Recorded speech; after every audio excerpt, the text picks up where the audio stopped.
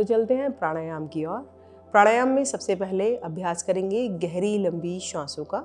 गहरी लंबी श्वासों के अभ्यास से धीरे धीरे आप अपने आप को समर्थ बनाइए। जब आपके कंधों में किसी भी प्रकार का दर्द ना रहे तब आप कपालभाति या अग्निसार की ओर जाएंगे। तो गहरी लंबी श्वास के लिए पहले आप किसी भी आसन का चयन कर लें। सुखपूर्वक किसी भी आसन में बैठ जाएं। कमर को सीधा करें, गर्दन को सीधा करें, नेत्रों को कोमलता से बंद कर लें। दोनों हाथ पलटकर घुटने पर रखना चाहें तो घुटने पर रख लीजिए, अन्यथा दोनों हाथों को इस तरह से उंगलियों में उंगली फंसा गोद में रख लीजिए। अब धीरे धीरे नाक से श्वास भरिए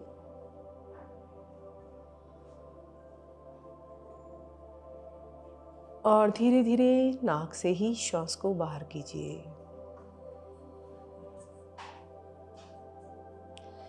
श्वास को भरने की गति धीमी होनी चाहिए। श्वास को भरने की गति धीमी रखिए और श्वास को छोड़ने की गति भी बिल्कुल धीमी रखिए।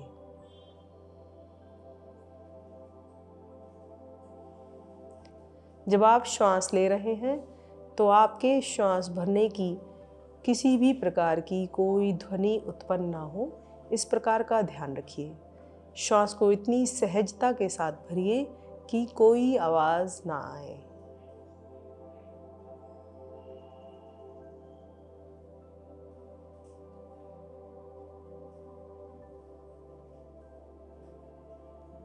जब आप श्वास भर रहे हैं तो पेट को पूरा बाहर की तरफ फैलने दीजिए। नाभि आपकी बाहर की तरफ प्रसारित हो जाएगी और जब आप श्वास छोड़ रहे हैं, बाहर निकाल रहे हैं, तो नाभि अंदर की तरफ चली जाए। तो पहला, आप श्वास की गति पर ध्यान रखें, धीरे भरें, धीरे छोड़ें।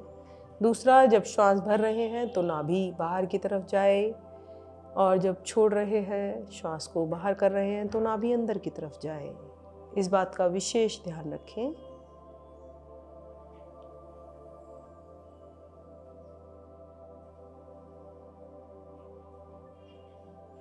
तीसरा, जितना श्वास आप ले रहे हैं, जिस क्वांटिटी में आप श्वास को भर रहे हैं, उससे अधिक मात्रा में, जिस मात्रा में ले रहे हैं उससे अधिक मात्रा में आपको श्वास बाहर छोड़ना है। तो तीनों बातों का लंबी गहरी श्वास में विशेष ध्यान रखना है। पहला, कि जब आप श्वास भर रहे हैं या छोड़ रहे हैं तो किसी तरह की कोई गति उत्पन्न ना हो, अर्थात ध्वनि उत्पन्न ना हो। दूसरा, जब आप श्वास भर रहे हैं तो नाभि बाहर की ओर, जब छोड़ रहे हैं तो नाभि अंदर की ओर। तीसरा, जितनी मात्रा में आप श्वास ले रहे हैं उससे अधिक मात्रा में आपको श्वास बाहर करना है। तो लंबी गहरी श्वास के अभ्यास के बाद चलते हैं अनुलोम विलोम प्राणायाम की ओर। अनुलोम विलोम प्राणायाम के लिए अपने दाएं हाथ से मुद्रा बनाएं, प्राणायाम मुद्रा। बाएं हाथ से ज्ञान मुद्रा बनाएं। अब अपने बाईं ओर से श्वास भरें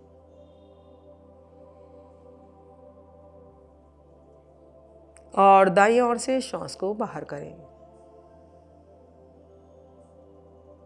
फिर दाईं ओर से भरें,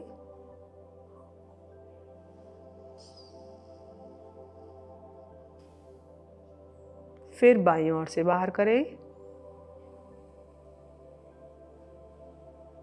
यदि आपको फ्रोजन शोल्डर में इतना दर्द है कि आप अपने हाथ को ज़्यादा देर यहाँ नहीं रख सकते, तो आप ऐसा कीजिए कि या तो किसी सहारे से, किसी टेबल से अपने हाथ को सहारा, यहाँ पर कोहनी को अटका लीजिए, नहीं तो बाएं हाथ को ही दाएं हाथ के नीचे इस तरह से सहारा देके आप लगा सकते हैं। दोनों में से, या फिर कोई मोटा पिलो आप यहाँ पर इस गैप में रख लीजिए यहाँ पर, जिससे कि आपके हाथ को इस तरह से सहारा मिल जाए और आपको अधिक कष्ट ना उठाना पड़े अनुलोम विलोम प्राणायाम के लिए। तो करते हैं अभ्यास अनुलोम विलोम प्राणायाम का। बाईं ओर से श्वास भरिए, श्वास भरने के बाद बाएं छिद्र को बंद करें, दाएं को खोलें और श्वास को बाहर करें।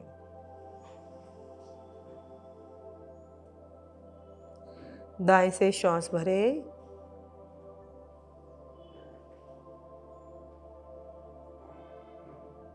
फिर बाएं से बाहर।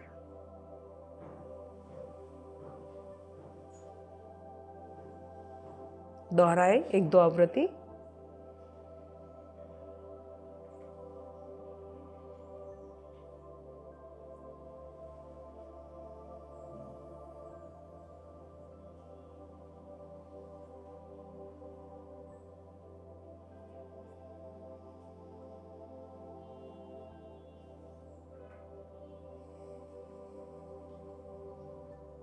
जब बाईं ओर से आपका श्वास बाहर आए तो अपने हाथ को नीचे कर शांत बैठें। किसी भी प्राणायाम के बाद अपने नेत्रों को तुरंत ना खोलें, आंखें बंद रखें। हमारे शरीर की 80% ऊर्जा हमारे नेत्रों से खर्च होती है। जब हम नेत्रों को बंद करते हैं तो पूरी ऊर्जा हमारे शरीर में ही भ्रमण करती है। गहरा सांस भरें और छोड़ें।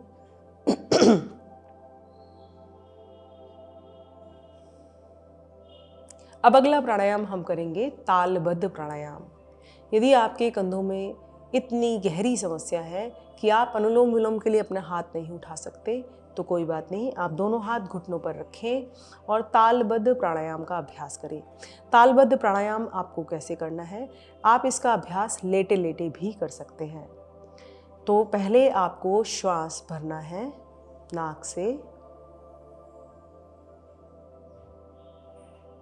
अब आपको श्वास भरकर रुकना है।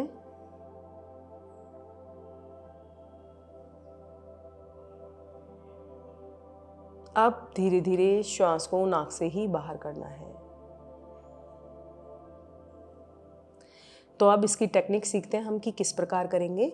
तो देखिए, जैसे आपने 5 तक की गिनती में श्वास को भरा नाक से, 1 2 3 4 5। अब श्वास भरकर आप रुक जाइए, फिर से 5 तक की गिनती के लिए रुकिए। 1 2 3 4 5। अब श्वास को बाहर करना प्रारंभ करें। 5 तक की गिनती में करेंगे। 1 2 3 4 5। इस तरह से यह एक आवृत्ति हुई। इसी तरह से आप बार बार आवृत्तियों को दोहराएंगे। और जैसे कि मैंने पहले भी कहा, आप इस प्राणायाम को अपने बिस्तर पर लेट कर भी कर सकते हैं। तो एक अनुमानित मात्रा में आपको श्वास भरना है, उसी अनुमानित मात्रा में आपको श्वास रोक कर रखना है अंदर, और फिर उसी मात्रा में श्वास को बाहर करना है। अर्थात एक ताल की तरह ये जो ताल बन जाएगी, एक ही मात्रा में ली, रोकी और फिर छोड़ी। तो उसी तरह से इसका नाम रखा गया है तालबद्ध प्राणायाम। अर्थात रिदमिक वे में आप श्वास को भरें, फिर रोके और फिर छोड़ें। तो 1-2 आवृत्ति लेते हैं। श्वास भरिए,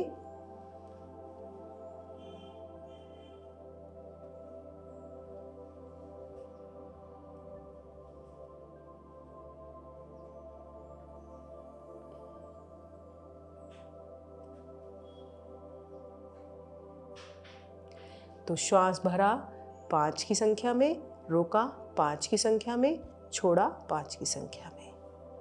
तो इस प्रकार प्राणायाम द्वारा आप अपनी समस्या को दूर कर सकते हैं। तो बात करते हैं फ्रोजन शोल्डर के कारणों के बारे में।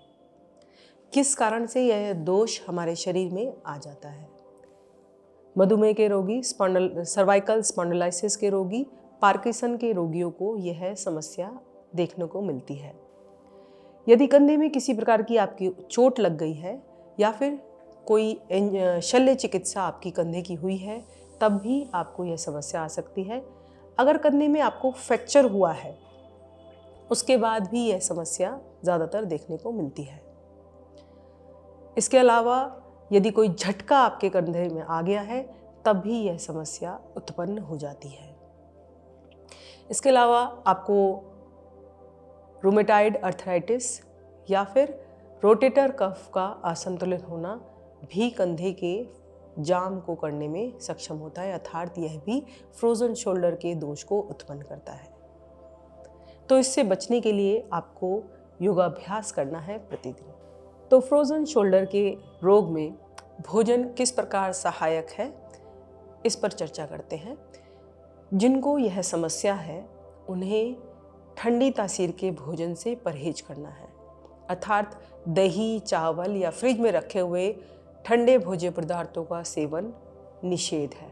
आपको ऐसे भोजन का सेवन नहीं करना है। इसके बाद आपको अपने भोजन में अदरक, लहसुन, काली मिर्च आदि का ज़रूर प्रयोग करना है, जिससे आपके शरीर में गर्माहट बनी रहे। आपको सब्जियों का सूप लेना है जो सुपाच्य हो, जिससे आपके शरीर की शक्ति बनी रहे और रक्त का संचार होता रहे। इसके अलावा कुछ अन्य उपाय हैं, जैसे आपको सीधी धूप अर्थात अपने कंधे पर सीधी धूप डालकर 20 मिनट तक उसकी सिकाई करनी है। यदि संभव है तो आप बहुत पतला कपड़ा पहने या ना पहनकर कंधे पर सिकाई करें, उससे आपको लाभ होगा। इसके अलावा आप गरम सरसों के तेल मतलब सरसों के तेल को गरम कर लीजिए और उसकी मालिश करेंगे तो भी आपको लाभ होगा। पहले गरम सरसों के तेल से मालिश कर लीजिए और फिर धूप में सिकाई कीजिए तो आपको अधिक लाभ होगा। इसके अलावा आप तिल के तेल की मालिश भी कर सकते हैं और सिकाई कर सकते हैं अपने कंधे की, जहाँ पर आपको ज़्यादा दर्द है। आप नमक के पानी की सिकाई भी कर सकते हैं, क्योंकि नमक में मैग्नीशियम और सल्फेट होता है जो कि दर्द निवारक होता है। तो नमक के गर्म पानी की अर्थात गर्म पानी में नमक मिलाएं और फिर उसकी सिकाई करें, वह भी आपके फ्रोज़न शोल्डर के लिए लाभदायी रहेगी। तो चलते हैं अपने आज के घरेलू नुस्खे पर। घरेलू नुस्खे में आपको प्रयोग करना है मेथी दाना या फिर हरी मेथी। यदि आप अपने भोजन में मेथी दाने का प्रयोग करेंगे या हरी मेथी का प्रयोग करेंगे तो आप इस समस्या से धीरे धीरे निजात पाएंगे। आपको यदि मेथी दाने को खाने में ऐसी कोई समस्या नहीं है तो आप ऐसा करें कि रात को थोड़े से साफ पानी में आधा चम्मच मेथी दाना भिगो दीजिए और सुबह उसमें से वो मेथी दाने निकालकर चबा चबा कर खा लीजिए। यदि संभव हो तो उस पानी को भी आप पी लीजिए, क्योंकि वह पानी भी मेथी के तत्वों से भरपूर हो जाता है, अर्थात थोड़ा पीला पीला हो जाता है। और यदि नहीं आप इस तरह से चबाकर नहीं खा सकते तो उस पानी को आप किसी भी सब्जी में मिलाकर खा सकते हैं या अपने सूप में डालकर पी सकते हैं, और मेथी के दानों को आप वैसे ही चबा चबा कर खा सकते हैं। तो ये थी बात हमारे घरेलू नुस्खे की, और अब चलते हैं अपने आज की हस्त मुद्रा पर। हस्त मुद्रा के लिए आपको करना है वायु मुद्रा का प्रयोग। वायु मुद्रा आपको अपनी इंडेक्स फिंगर को मोड़कर और अंगूठे से इस प्रकार दबानी है।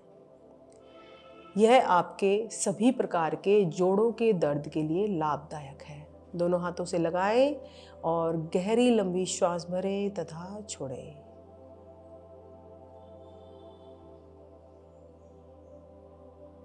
फिर से श्वास भरें और छोड़ें।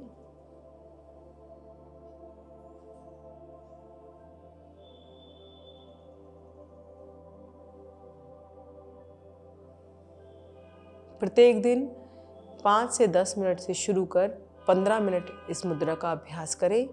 भोजन करने के पश्चात इस मुद्रा को आपको नहीं लगाना है। भोजन करने के कम से कम आधा घंटे बाद ही आप इस मुद्रा का प्रयोग करेंगे। तो आशा करते हैं कि आप सब उपायों को अपनाकर अपने शरीर की इस समस्या से ज़रूर छुटकारा पाएंगे। तो चलते हैं आज के सुविचार पर। खुद को ऐसा बनाएं कि किसी के समाधान का हिस्सा बने, ना कि किसी की समस्या का। आज के लिए इतना ही। अगली श्रृंखला में हिंदी बदले जीवन, घर घर में सत्य का दर्शन।